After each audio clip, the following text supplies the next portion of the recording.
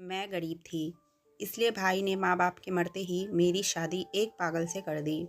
मैं बहुत रोई पर मेरा पागल पति मुझे अपने घर ले गया। मैं पहले तो बहुत रोती रहती थी, लेकिन मेरा पागल पति मेरा बहुत ख्याल रखता। मेरे लिए खाने पीने की चीज़ें ला कर देता और मेरी हर ज़रूरत को पूरा करता। पर रात होते ही दूसरे कमरे में जाकर सो जाता। मुझे बड़ा ताज्जुब होता। एक रात मैं दूसरे कमरे में छुप गई और यह देखकर होश उड़ गए, क्योंकि मेरा पति मेरा बहुत ख्याल रखता था। मेरे लिए महंगी महंगी चीज़ लेकर आता था, जबकि उसकी इतनी औकात नहीं थी। मैं हैरान हो जाती कि इतना सब कुछ कहाँ से लेकर आता है मेरे लिए। मेरी पसंद की चीज़ें और खाना लेकर आता, लेकिन खुद रात होते ही दूसरे कमरे में जाकर सो जाता। मैं हैरान होती थी, अगर इसको मेरी इतनी परवाह है कि यह मेरे लिए इतनी अच्छी अच्छी चीज़ लेकर आता है, तो फिर इसे मेरे में दिलचस्पी क्यों नहीं है? यह मेरे पास क्यों नहीं बैठता? मेरी बात क्यों नहीं सुनता है? मेरे साथ इसका व्यवहार नॉर्मल क्यों नहीं है? मैं एक रात पहले से ही दूसरे कमरे में छुप गई, ताकि जब वह यहाँ पर आए तो मुझे पता चल जाए कि आखिर इस कमरे में क्यों आता है और मेरे पास क्यों नहीं बैठता है। तब मैंने अपने पति को ऐसी हरकत करते हुए देखा कि मैंने अपने कानों को हाथ लगा लिया। मेरा नाम सेजल है। मैं बहुत ही ज़्यादा खूबसूरत थी। मेरी भाभी को मेरी खूबसूरती से बड़ी नफरत थी। वह कहती थी कि तेरी खूबसूरती तो एक दिन मिट्टी में मिल जाएगी। मैं कहती थी, भगवान से डरो भाभी, मैंने आपका क्या बिगाड़ा है? मेरी माँ जिंदा थी, मेरे पापा इस दुनिया में नहीं थे। लेकिन जब तक मेरी माँ थी, तब तक उस घर में मैं ठीक से रहती थी। मेरे भाई को भी मुझसे नफरत थी। वह कहता था कि तुम मेरी बीवी के साथ मुकाबला मत किया करो। मुझसे कोई भी गलत बात बर्दाश्त नहीं होती थी। अब वह अगर मेरी माँ को टाइम पर खाना नहीं दे रही थी या बासी खाना दे रही है, तो मुझे गुस्सा आ जाता था। एक दिन तो मैंने उनसे कहा, पहले से ही इनकी तबीयत खराब रहती है, आपको खाना नहीं बनाने का मन तो आप बता देती, बासी खाना देकर क्यों मेरी माँ को मारना चाहती हो? इस बात पर ऐसी लड़ाई हुई, हम दोनों ननद भाभी में हाथापाई भी हो गई। मेरे भाई ने तो अपनी बीवी का ही साथ दिया और उन्होंने मुझसे कहा कि तुझे तो मैं एक दिन ऐसा सीधा करूँगा कि तू बिल्कुल सीधी हो जाएगी। तू छोटी है, अपने काम से काम रख। मैंने कहा कि बात छोटे बड़े की नहीं है, कुछ गलत करेंगी तो मैं ज़रूर कहूँगी। उसी रात मेरी माँ की तबीयत खराब हो गई। इतनी खराब हुई कि वह अस्पताल पहुँच गई और 10 दिन तक बीमारी से लड़ने के बाद वह इस दुनिया से चली गई। मैं बहुत रोई और परेशान हुई। थोड़े बहुत रिश्तेदार थे, लेकिन वह सारे के सारे मेरी माँ के ससुराल वाले थे, इसलिए उनको कोई ज़्यादा दुख नहीं हुआ। उन्होंने बस थोड़ा अफसोस किया और चले गए। अब घर में सिर्फ मेरा भाई था और मैं थी। एक रात भाई कमरे में आए और उन्होंने मुझसे कहा कि मम्मी तो अब इस दुनिया में नहीं रही। मुझे लगा कि वह मुझसे कहेंगे कि कोई बात नहीं, मैं हूँ, तुम्हें किसी चीज़ की ज़रूरत हुई तो मुझसे कहना। लेकिन उन्होंने कहा कि 2 दिन बाद तुम्हारी शादी है। जब उन्होंने ऐसी बात कही तो मैं हैरान रह गई। मैंने कहा कि क्या? तो उन्होंने कहा कि हाँ, तुम्हारी शादी कर रहा हूँ, अपने घर की हो जाओगी तो अच्छा रहेगा। मैंने उनसे ये नहीं पूछा कि किससे मेरी शादी हो रही है, पर ये पूछा कि इतनी जल्दी शादी? उन्होंने कहा कि बस सिंपल सी शादी की रस्म है, क्योंकि अभी अभी माँ मरी है। तेरे दिल में कोई अरमान है तो उसको दिल में ही दबा लेना। इतना कहकर वह कमरे से चले गए। मैंने तकिया पर सर रखकर रोना शुरू कर दिया, लेकिन फिर दिल को यह सोचकर तसल्ली कर ली कि चलो, शादी तो एक न एक दिन होनी थी। अगर हो जाएगी तो मेरा अपना घर तो होगा, किसी की गुलामी तो नहीं करनी पड़ेगी। भाभी से तो जान छूट जाएगी, वरना किसी और तरह से तो भाभी से जान नहीं छूट सकती थी। यही सोचकर मैं भी चुप रह गई। लेकिन शादी वाले दिन यह देखकर हैरान रह गई कि मेरे भाई ने किस लड़के से मेरी शादी तय की। शायद इसमें भी मेरी भाभी की कोई चाल थी, क्योंकि जब भी कोई बात होती थी तो मेरी भाभी दुश्मन बन जाती थी। मुझे लगता था कि वह किसी दिन ज़रूर ही मुझसे बदला लेगी, और आज उसने यही किया था। वह कामयाब हो गई थी, क्योंकि मेरा दूल्हा तो अजीब सी हालत में बैठा था। उसे देखकर कोई बच्चा भी अंदाज़ा लगा सकता था कि वह कोई नॉर्मल इंसान नहीं था, बल्कि एक पागल था, क्योंकि उसने हाथ में चॉकलेट पकड़ी हुई थी जिसको वह खा रहा था। उसके बाल बिखरे हुए थे, कपड़े तो उसने नए पहने हुए थे, लेकिन इतने गंदे कर लिए थे जैसे कोई छोटा बच्चा मिट्टी में खेलता है तो उसके कपड़े गंदे हो जाते हैं। यही मेरा दूल्हा था। मोहल्ले वाले को पता चल गया था कि वह तो पागल है। मोहल्ले से भी कुछ औरतें आई हुई थी। क्योंकि रिश्तेदार तो थे नहीं, तो उन्होंने भी कहना शुरू कर दिया कि सेजल का दूल्हा तो पागल है। यह क्या कर दिया भाई भाभी ने, बहन पर इतना बड़ा जुल्म कर दिया। माँ क्या मरी, इनकी तो नीयत ही बदल गई। पागल के साथ इतनी प्यारी लड़की की शादी करवा दी। खैर, मेरी शादी हो चुकी थी, अब विदाई होने वाली थी। मेरी आंखों से आंसू गिर रहे थे। मैं चीख चीख कर रोना चाहती थी, लेकिन रो भी नहीं सकती थी। मैं रोती तो मेरे आंसू कौन पोंछता। मुझे मेरी माँ की बहुत याद आ रही थी। मेरी माँ अगर आज जिंदा होती तो मेरे साथ यह सब कभी नहीं होता। मेरी भाभी ने ही मेरे भाई को भड़काया था। उनको ज़रा ख्याल नहीं आया कि वह अपनी बहन की शादी एक पागल के साथ कर रहा है। कैसे रखेगा वह मुझे, क्या खिलाएगा। आजकल तो लोग अपनी बेटियों की शादी ऐसे लड़कों के साथ भी नहीं करते जिनके पास नौकरी नहीं होती, और इसके पास तो अकल भी नहीं थी। किसी चीज़ का कोई ढंग भी नहीं था। एक पल को तो दिल किया कि पागल के साथ जाने से इनकार कर दूं, लेकिन उसके बाद क्या होता मेरा तो तमाशा ही बनता। यह लोग फिर भी मुझे यहाँ से निकाल ही देते। इसलिए सब कुछ भगवान पर छोड़ दिया और चुपचाप विदा हो गई। जाते जाते भाई ने सर पर हाथ रखने की कोशिश की, तो मैंने सर पीछे कर लिया। सब लोगों ने ये मंजर देखा। मैंने सोचा कि जरा इनकी भी बेइज्जती हो। इसको इतना तो बताऊंगी, इसने जो मेरे साथ किया है वह अच्छा नहीं किया। भाभी भी मिलने के लिए आगे हुई, तो मैं उनसे भी नहीं मिली, क्योंकि उन्होंने तो सबके सामने ही कह दिया था कि तुम्हारी शादी अब इस लड़के के साथ हो गई है। ज़्यादा नखरे ना दिखाओ और अपने घर दफा हो जाओ। कौन सी भाभी कहती है अपनी ननद को, वह भी उसकी विदाई वाले दिन। दिल में जितनी भी नफरत हो, इस तरह तो कोई भी बेटी को घर से यह कहकर नहीं निकालता कि दफा हो जाओ। मेरे साथ कितना बुरा सलूक हो रहा था। भगवान ही देख रहा था कि मेरे ऊपर कितना जुल्म हो रहा है। पर मुझे पता था भगवान मेरा इंसाफ करेगा। लेकिन अभी तो मेरा समय बहुत ख़राब नज़र आ रहा था। कुछ समझ नहीं आ रहा था कि आगे क्या होगा। मेरा दूल्हा पागल था, लेकिन उसका घर अच्छा था। बहुत बड़ा घर था जिसमें 5 कमरे थे। वहाँ पर उसका एक भाई भी था। मुझे लगा कि वो भी इस घर में रहता है, लेकिन जब रात हुई तो उसकी जगह उसका भाई कमरे में आया। मैं ज़रा घबरा गई। उसने कहा, भाभी घबराने की ज़रूरत नहीं है, दरअसल यह मेरा अपना घर है। दूसरी जगह भी मेरा घर है, जहाँ पर मेरी बीवी बच्चे मेरा इंतज़ार कर रहे हैं। अब आपको ही इसे संभालना है।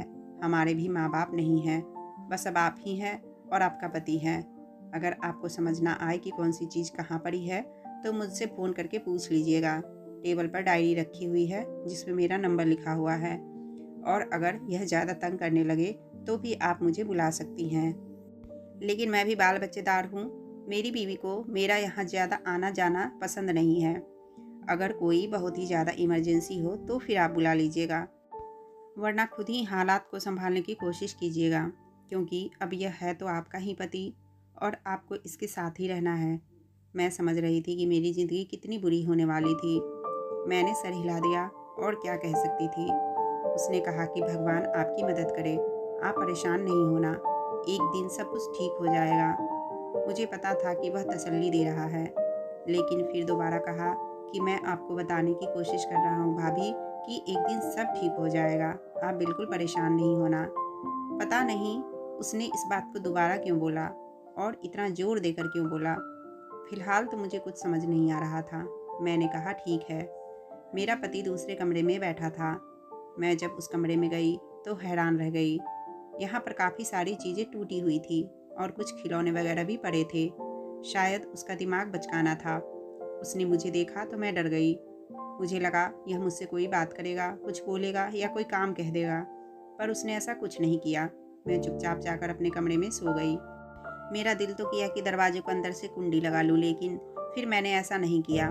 कहने में बड़ा अजीब लगता है, लेकिन इतनी सुकून की नींद पहले कभी नहीं आई थी। आँख खुली तो हैरान रह गई। सामने मेरा पति बैठा था। उसे देखकर मैं डर गई। फिर जब मैंने टेबल की तरफ देखा तो मेरी आंखें खुली की खुली रह गई। टेबल पर तो प्लेट में गर्मा-गर्म नाश्ता रखा हुआ था, जो कि देखने से ही बहुत अच्छा लग रहा था। मैंने उसकी तरफ देखा और आसपास देखा। मुझे लगा शायद उसका भाई आया है और वही नाश्ता लेकर आया है, लेकिन घर में कोई भी नहीं था। बाहर वाला दरवाज़ा तो अभी भी बंद ही था। रात को मैंने खुद कुंडी लगाई थी। मेरे पति ने मुझसे कहा कि नाश्ता कर लो, और वह भी नाश्ता करने के लिए बैठ गया। मैं हैरान रह गई। फिर उसने अजीब सा गाना गाना शुरू कर दिया। वह किसी कार्टून का गाना था। मैंने नाश्ता कर लिया। उसके बाद मैं घर को साफ करने लगी। मैं यह पूछना भूल ही गई थी कि यह घर कैसे चलता है, लेकिन फ़िलहाल तो घर में ज़रूरत की सारी चीज़ें पड़ी हुई थी। मैंने उसके भाई का नंबर मिलाया, पर नंबर नहीं मिल रहा था। मैंने दोपहर का खाना भी बना दिया। मेरा घर ऐसे ही चलने लगा। एक दिन मेरा पति अचानक ही कहीं चला गया तो मैं परेशान हो गई। मुझे लगा कि पता नहीं शायद घर से ही भाग गया है। मैंने उसके भाई को कॉल किया। उसने कहा कि हाँ, वह कभी कभी चला जाता है लेकिन वापस आ जाता है, परेशान होने की ज़रूरत नहीं है। रात तक वापस आ जाएगा। अगर रात तक भी वापस नहीं आता है तो फिर आप मुझे बता देना। मैंने कहा कि ठीक है। रात हुई तो मेरा पति वापस आ गया। उसके हाथ में कोई चीज़ थी जो उसने मुझे पकड़ा दी। मैंने खोल कर देखा तो उसके अंदर गुलाब के फूल के गजरे थे। मैंने कहा, यह क्या है? तो उसने कहा, मैं तुम्हारे लिए लेकर आया हूँ। मैं हैरान रह गई। उसने गजरे मेरे पास रखे और खुद दूसरे कमरे में चला गया। थोड़ी देर बाद देखा तो वह कमरा अंदर से लॉक था। उस घर में मेरे दिन अच्छे गुजर रहे थे। जैसा मैंने सोचा था वैसा कुछ नहीं हो रहा था, बल्कि सब अच्छा ही हो रहा था। मेरा पति मेरे लिए रोज़ कोई ना कोई चीज़ लेकर आता था। पता नहीं उसके पास पैसे कहाँ से आते थे। घर में भी हर चीज़ मौजूद थी। जब घर का सामान थोड़ा बहुत ख़त्म होने लगा तो एक दिन उसका भाई आया और उसने आकर कुछ पैसे मुझे दिए। मैंने उससे कहा कि ये घर भी आप ही चलाते हैं? तो उसने कहा, नहीं, ऐसी कोई बात नहीं है। दरअसल हम दोनों भाइयों के नाम पर कुछ दुकानें हैं, उनका किराया आता है तो ये उसी के पैसे हैं। उन पैसों से मैंने घर की ज़रूरत का सामान ले लिया। उस घर में ज़रूरत के सारे सामान थे। एक दिन भूले भटके मेरी भाभी और भाई यहाँ पर आ गए। उनको तो पता था कि उन्होंने मेरी शादी पागल से करवाई है और देखने आए होंगे कि मेरा क्या हाल हुआ है। लेकिन जब मुझे देखा तो हैरान रह गए। मैंने नई ड्रेस पहनी हुई थी। मेरी भाभी ने कहा, यह ड्रेस कहाँ से आई? इन लोगों ने तो तुम्हारे लिए सिर्फ 2 ही जोड़े बनवाए थे और हमने भी तुम्हारे लिए कुछ नहीं बनाया। मैंने कहा, पति ने मुझे ला कर दिया है। उसने कहा कि तुम्हारे पति को तो मुँह हाथ धोने नहीं आता तो तुम्हारे लिए ड्रेस कहाँ से लाएगा? मैंने कहा कि उसी ने मुझे ला कर दिया है। आपको किसने कहा कि उसे मुँह हाथ धोने नहीं आता है? यह देखिए, मैं आपको दिखाती हूँ मेरे लिए क्या क्या लेकर आया है। जब मैंने सारी चीज़ अपनी भाभी को दिखाई तो वह भी हैरान रह गई। उन्होंने कहा कि यह सब कुछ कहाँ से लेकर आ रहा है? कहीं से चोरी करके तो नहीं ला रहा है? मैंने कहा कि यह चीज़ तो बिल्कुल नई है। उन्होंने कहा, नहीं तो, यह नई नहीं लग रही है। यह क्या बात हो गई? उनका तो ऐसा हो गया जैसे तीर निशाने पर नहीं लगा, कि जैसे वह मेरे साथ कुछ बुरा करना चाहती थी, पर बुरा नहीं हुआ तो वह परेशान हो गई। खैर, मैंने भी उनको सारी चीज़ दिखाई और मैं बड़ी खुश हो रही थी। मेरी भाभी ने कहा, शायद मैंने जल्दबाजी में आकर गलत फैसला कर दिया, लेकिन तुम तो खुश लग रही हो। मैंने अपने भाई को भी कहा कि आपने कोई गलत फैसला नहीं किया, मैं वाकई खुश हूँ, मुझे कोई दिक्कत नहीं है। मुझे इस घर में किसी चीज़ की कोई कमी नहीं है। हम भी तो गरीब लोग ही थे। अगर हमारी शादी होती तो हमारे जैसे लोगों में ही होती, लेकिन यह देख लीजिए, यह लोग तो आपसे अच्छे हैं। इस घर में तो एसी भी लगा हुआ है, गर्मी होती भी है तो सुकून की नींद आती है। मेरी भाभी का मुंह लटक कर रह गया था। मुझे पता था कि घर जाते ही वह मेरे भाई से झगड़ा करेंगी। मेरा पति मुझसे कोई बात नहीं करता था, मेरे लिए चीज़ें भी लेकर आता था और मेरा ख्याल भी रखता था। एक दिन मैं किचन में जा रही थी कि मेरे पाँव फिसलने से मैं गिर गई। मुझे मामूली सी चोटें आई तो मेरा पति मेरे पास आया और मेरा पाँव दबाने लगा, लेकिन रात होते ही वह दूसरे कमरे में चला जाता था और अंदर से लॉक लगा लेता था। मैं बड़ी परेशान होती थी कि यह किस किस्म का मामला है। मैं उससे बात करना चाहती थी, पूछना चाहती थी। मैंने मूवी में देखा था कि मोहब्बत से इंसान ठीक हो जाता है। शायद मैं भी उसको ठीक कर लेती, और अगर वह ठीक हो जाता तो फिर इस दुनिया का सबसे अच्छा मर्द होता, क्योंकि स्मार्ट तो वह था ही, जवान भी था, पैसे की भी कोई कमी नहीं थी, घर भी उसका अपना था, इतना सारा सामान भी था। अगर ऐसा ही होता तो मेरी ज़िंदगी अच्छी हो जाती, लेकिन वह मुझसे बात नहीं करता था। मेरी एक दोस्त पागल की डॉक्टर थी। उसने मुझे एक बार बताया था कि ऐसे लोगों को बहुत प्यार और मोहब्बत की ज़रूरत होती है, और अगर उनकी ज़िंदगी में कोई हो तो वह उसे बहुत प्यार और मोहब्बत देते हैं, मतलब आम इंसान से ज़्यादा। लेकिन यहाँ पर तो मामला उल्टा था। धीरे धीरे मुझे यह बात समझ आने लगी थी कि जो भी मामला है उसका ताल्लुक उस कमरे से ज़रूर है, क्योंकि मेरा पति उस कमरे में ही चला जाता था। इसलिए मैंने सोच लिया कि मुझे पता लगाना होगा कि उस कमरे में क्या करता है। मैं एक बार उस कमरे में गई थी, पर वहाँ पर ऐसा कुछ भी नहीं था। मेरी भाभी ने लोगों को कहना शुरू कर दिया था कि पागल से शादी हुई है, लेकिन वह बड़े अच्छे हालत में है।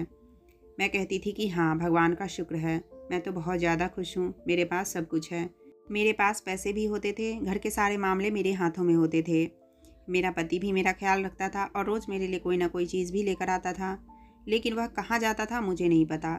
मैं एक बार उसके पीछे गई, लेकिन मुझे रास्ते का नहीं पता था, इसलिए मैं वापस आ गई कि मैं कहीं गुम ही ना हो जाऊँ। और वह तो मेरी आंखों के सामने से ना जाने कहाँ चला गया।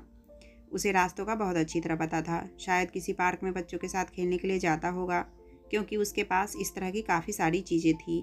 इसलिए मैंने इस बात पर ज़्यादा ध्यान नहीं दिया।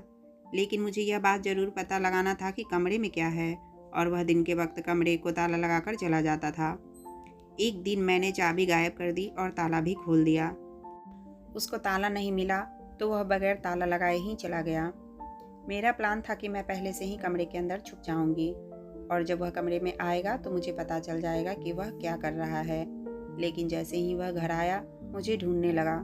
मुझसे कभी कभी थोड़ी बहुत बातें भी कर लिया करता था। उसको मेरा नाम भी याद हो गया था, मुझे मेरे नाम से ही बुलाता था। कभी कभी देखकर बड़ा दुख होता था कि वह भी तो किसी की औलाद है, कितना स्मार्ट नौजवान है, और इसके साथ ना जाने क्या हुआ कि यह पागल हो गया। जाहिर है वह पागल ही तो पैदा नहीं हुआ होगा, शायद इसके साथ कुछ हादसा हुआ हो।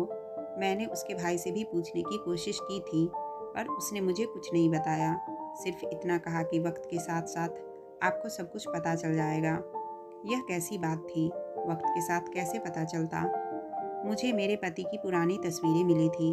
वह शक्ल से बहुत ही गुस्से वाला और जिद्दी लगता था। ऐसा लगता था कि जैसे पूरे खानदान का सबसे स्मार्ट लड़का वही हो। लेकिन फिर ऐसे हाल पर कैसे पहुंच गया? मन में ऐसे ही उल्टी सीधी बातें और सवाल आते रहते थे। आज तो मुझे पता चल ही जाना था कि कहीं कोई ऐसी वैसी बात ना हो। मेरा पति फिर से मेरे लिए कोई चीज़ लेकर आया था। कमरे में गया, लेकिन उसने मुझे कमरे में नहीं देखा तो वह चीज़ वहीं पर रख दी। मुझे थैली रखने की आवाज़ आई थी और इस कमरे में आ गया। मैं कमरे के अंदर ही छुपी हुई थी। आते ही उसने दरवाजे को अंदर से लॉक लगा दिया और कुर्सी पर सर पकड़कर बैठ गया। मैं पर्दे के पीछे से उसको देख रही थी। उसको अंदाज़ा भी नहीं था कि मैं कमरे के अंदर हूँ। वह सर को ऐसे अंदाज में पकड़कर बैठा था, लगता था जैसे कोई बड़ा आदमी कुछ सोच रहा है। उसके चेहरे के भाव अचानक से बदलने लगे। मुझे कुछ गड़बड़ लग रहा था। कोई ना कोई बात थी जो नॉर्मल नहीं थी। थोड़ी देर बाद उसने अपनी जेब से एक बड़ा सा फ़ोन निकाला। मैं हैरान रह गई कि यह फ़ोन इसके पास कब आया, और फ़ोन भी बिल्कुल ठीक ठाक था, टूटा हुआ भी नहीं था, जबकि उसकी सारी चीज़ टूटी हुई थी। फ़ोन पर किसी से बात करने लगा, और जब उसने बात करनी शुरू की तो मेरी तो ऐसी हालत ख़राब हो गई कि मैं हैरान रह गई। वह तो किसी समझदार आदमी की तरह बातें कर रहा था और कह रहा था कि देखो, मैंने आपसे पहले डील की थी, आप ये पैसे कारोबार में लगा दें, जो मेरी किस्मत होगी, जो मेरा नसीब होगा, मुझे मिल जाएगा। मैं हैरान रह गई थी कि वो मेरा पति, जो दुनिया के सामने पागल बना हुआ है, यहाँ पर बैठकर बिजनेस की डील कर रहा था, और पूरी दुनिया के सामने क्यों पागल बना हुआ था, और अपनी बीवी से झूठ क्यों बोल रहा था। अपनी बीवी को तो बता सकता था। दिल तो किया कि सामने आ जाऊं, लेकिन फिर सोचा कि देखती हूँ यह क्या करता है। और फिर थोड़ी देर बाद जेब से काफ़ी सारे पैसे निकाले और फिर उनको एक साइड पर रख दिया। फिर दोबारा से किसी को फ़ोन किया। इस बार मुझे समझ आया कि वह किसे फ़ोन कर रहा है। वह अपने भाई को ही फ़ोन कर रहा था। उसने कहा कि मेरा दिल करता है मैं सेजल को सब कुछ बता दूं। वह मेरी बीवी है, मैं उसके साथ रहना चाहता हूँ। शायद दूसरा शख्स कह रहा था कि जल्दीबाजी ना करो, तो उसने कहा कि जल्दबाजी कैसी, हमारी शादी को 6 महीने होने वाले हैं। जब मेरा जिक्र हुआ तो मैं सामने आ गई। वह मुझे देखकर हैरान रह गया। उसका मुंह खुला का खुला रह गया और फ़ोन एक साइड में रख दिया। मैंने कहा कि यह सब कुछ क्या है, क्यों दुनिया के सामने पागल बने हुए हो। मैंने सब कुछ सुन लिया है। उसने कहा कि मैं तुम्हें बताने ही वाला था। मैंने कहा कि मुझे सच सच सारी बात बताओ, आखिर बात क्या है। मेरी आंखों में आंसू आ गए तो उसने कहा, रो क्यों रही हो। मैंने कहा मुझे नहीं पता, बस मुझे रोना आ रहा है, मुझे बता दो कि क्या बात है। उसने मुझे ऐसी बात बताई कि मैं हैरान रह गई। उसने कहा कि मैं बहुत पढ़ा लिखा लड़का हूँ, मेरी बहुत अच्छी नौकरी भी है, अभी भी मैं इस नौकरी में ही हूँ और सारी रात बैठकर ऑनलाइन काम करता हूँ। मैंने कहा कि पागल क्यों बने फिरते हो, तो उसने कहा मेरी कुछ लोगों के साथ दोस्ती थी, पर मुझे नहीं पता था कि वह किस तरह के लोग थे। एक दिन हम लोग घूमने गए और वहाँ पर हमारा छोटा सा झगड़ा हो गया और हमारे हाथ एक आदमी मर गया, तो सारा इल्ज़ाम उसने मुझ पर लगा दिया। अगर मैं पागलपन का नाटक नहीं करता तो मुझे सज़ा हो जाती, और मेरी सारी ज़िंदगी जेल में गुजर जाती, क्योंकि वो सब लोग भाग गए। पर मैं उस आदमी की जान बचाने के चक्कर में वहीं पर रह गया। लेकिन वह इस दुनिया से चला गया और इल्ज़ाम मुझ पर आ गया। मुझे पुलिस पकड़ कर ले गई। अभी भी वो लोग इसी मोहल्ले में रहते हैं। उसका मेरी वजह से नुकसान हुआ, इसलिए मुझे पागलपन की एक्टिंग करनी पड़ी। सुना है अब उन्होंने अपना घर-बार बेच दिया है और 1 महीने बाद यहाँ से जा रहे हैं। बस उसके बाद मैं अपने तरीके से रह सकता हूँ। तुम्हें यह सब कुछ मैंने इसलिए नहीं बताया कि एक दफ़ा वह लोग यहाँ से चले जाएँ, तो फिर मैं तुम्हें भी बता दूँगा। तुम्हारे भाई ने जब कहा कि उसे रिश्ता कबूल है, तो हम लोग बड़े हैरान हुए। हमें पता चल गया था, इसलिए मैंने बिना तुम्हें देखे ही शादी के लिए हाँ कर दिया। सोचा कोई तो पुण्य कमा लूँ। मैं तुमसे बहुत मोहब्बत करता हूँ, तुम बहुत अच्छी लगती हो। बाहर जाता हूँ तो काम के सिलसिले में ही जाता हूँ। तुम्हारा चेहरा मेरी आंखों के सामने आ जाता है तो फिर सोचता हूँ तुम्हारे लिए कोई चीज़ ले लूँ। कभी कभी सोचता हूँ कहीं तुम हालात से तंग आकर मुझे छोड़कर ना चली जाओ, इसलिए तुम्हें खुश रखने की कोशिश करता हूँ। तुम्हारे लिए तोहफा लेकर आता हूँ कि कम से कम तुम खुश तो रहो। तुमसे मोहब्बत करता हूँ। मेरी आंखों में फिर से आंसू आने लगे। उसने कहा कि तुम रो क्यों रही हो? मैंने कहा कि खुशी से रो रही हूँ। उसने कहा, अजीब हो, दुख में भी रोती हो और खुशी में भी रोती हो। अरे देखो, मैं तुम्हारा पति हूँ। तुम्हारी ज़िंदगी बहुत अच्छी होने वाली है। 1 महीने तक हमें नाटक करना होगा और इसके बाद सब कुछ ठीक हो जाएगा। मैंने कहा कि मुझे कोई दिक्कत नहीं है। मैं तो सोच रही हूँ कि भगवान ने मेरे कौन से पुण्य का मुझे तोहफा दिया है। मैंने कभी किसी का बुरा नहीं किया था, पर मेरे अपने भाई ने ही मेरे साथ इतना बुरा किया, और शुक्र है कि आप बिल्कुल ठीक हैं। उसने कहा कि मैं तुम्हारा पति हूँ, हमेशा तुम्हारा ख्याल रखूँगा और तुम्हारे साथ रहूँगा। हमारी ज़िंदगी बहुत अच्छी होगी। और ऐसा ही हुआ। 1 महीने बाद वह लोग चले गए और मैंने सबको यह बताया कि मैंने अपने पति का इलाज करवा लिया है और मेरे पति ठीक हो गए। आज मैं अपने पति के साथ बहुत खुश हूँ। कहानी अगर अच्छी लगी तो लाइक करें और चैनल पर नए आए हो तो प्लीज़ चैनल को सब्सक्राइब कर दें। वीडियो देखने के लिए आपका बहुत बहुत धन्यवाद।